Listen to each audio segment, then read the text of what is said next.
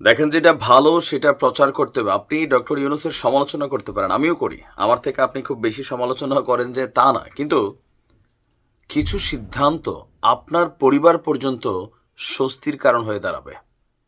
মানে আপনার পরিবারের কাছেও ডক্টর ইউনূসের এই সিদ্ধান্তের যে রেজাল্টটা, যে ফলটা, সেটা পৌঁছে যাবে।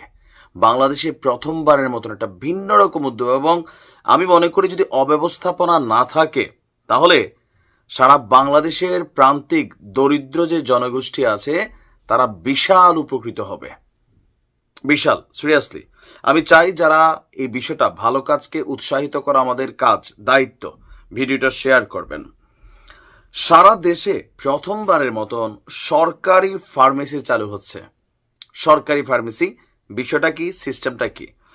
আজকে আমাদের স্বাস্থ্য এবং পরিবার কল্যাণ মন্ত্রণালয়ের যিনি বিশেষ সহকারী আছেন অধ্যাপক সাইদুর রহমান, তিনি আপনার এই তথ্য দিয়েছেন যে সরকারের নির্দেশে দেশের গরিব মধ্যবিত্ত জনগোষ্ঠীর জন্য সারা বাংলাদেশের যেই সরকারি হাসপাতালগুলো আছে সেখানেই আপনার এই সরকারি ফার্মেসিগুলো চালু হবে। তো প্রায় 250 আইটেমের ঔষধ, যেগুলা কমন ব্যবহারের ওষুধ বা আমজনতা গণহারে আমরা যে ওষুধগুলা খাই, সরকার আইডেন্টিফাই করেছে প্রায় 250 আইটেমের ওষুধ থাকবে। তো সেখানে দাম কেমন হবে?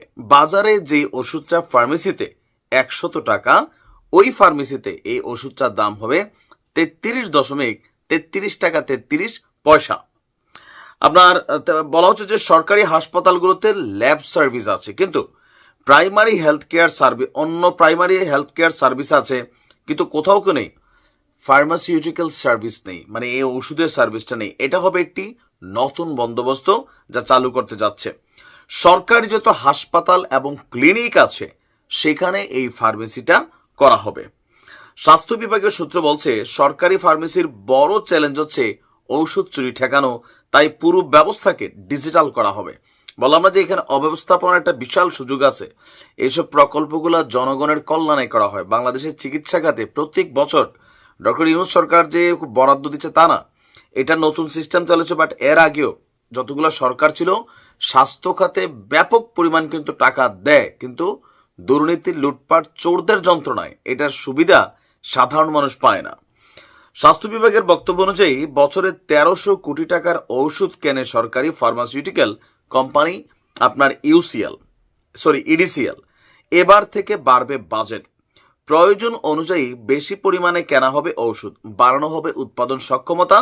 দেশে ডায়াবেটিক্স, উচ্চ রক্তচাপের মতন দীর্ঘমেয়াদী নানা রোগে আক্রান্ত কয়েক কোটি মানুষ। একজন রোগীর গড় চিকিৎসা ব্যয়ের 64 ভাগে যায় ঔষধের পেছনে। ফলে ঔষধ কিনতে গিয়ে বছরে দরিদ্র হন অনেক রোগী। এসব রোগীর কথা চিন্তা করে সরকারের যে নতুন সিস্টেম চালু হবে সেটা হচ্ছে 3/1 দামে ঔষধ বিক্রির উদ্যোগ নিচ্ছে স্বাস্থ্য বিভাগ।